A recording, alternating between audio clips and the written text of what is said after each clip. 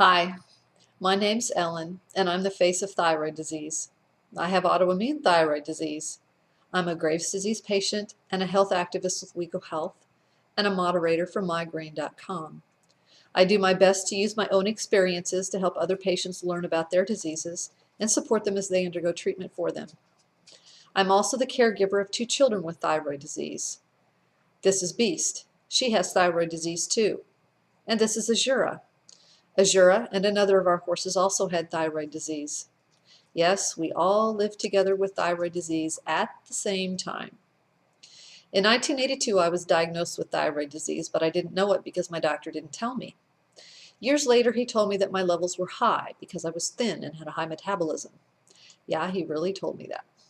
I suffered for a very long time before I finally became very nearly bedridden and unable to function.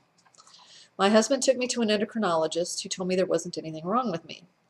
That's when my sweet husband wouldn't take no for an answer. He fought for me. Tests were ordered, and I finally had a diagnosis. My endocrinologist told me I had an autoimmune disease. I already had a diagnosis of lupus, so I knew what autoimmunity was. I asked him which disease.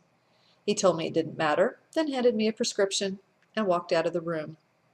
After nearly 3 years of treatment, desperate and so sick I couldn't work, I finally received an uptake scan and a diagnosis of Graves' disease. The next day, I had radioactive iodine ablation to kill my thyroid. I was told it would cure me. It was January 1999. They were wrong. I still have autoimmune Graves' disease, and like Lazarus, my thyroid eventually began to function again despite the high doses of radiation. My hormone levels fluctuate like a roller coaster.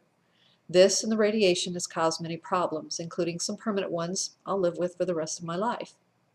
The fluctuating thyroid levels wreak havoc with my migraine disease, and I battle pain each and every day despite the fact I look pretty normal. Thyroid disease is an invisible illness. Because of my struggle, I was able to recognize when my children's thyroids began to have problems. I had to fight for testing for them, and the doctor looked at me like I was crazy, but I was right.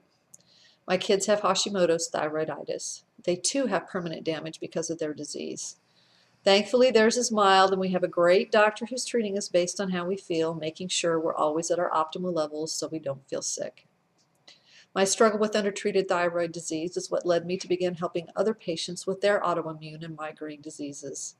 When my doctor couldn't figure out what was happening, I went to other patients. I learned so much from them. That education, along with their support, made a huge difference in how I felt.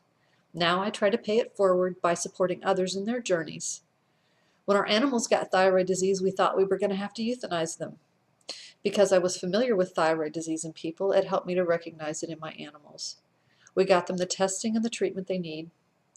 Azura is no longer with us. She died in my daughter's arms at the ripe old age of 22, and Shalimar died in her stall at the age of 26, proving we can live long and productive lives despite thyroid disease.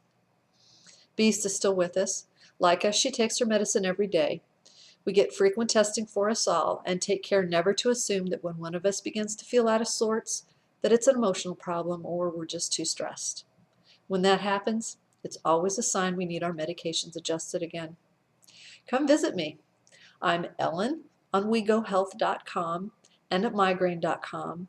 And on Twitter, I'm Eschnak, Eschnak. Let's talk thyroid disease.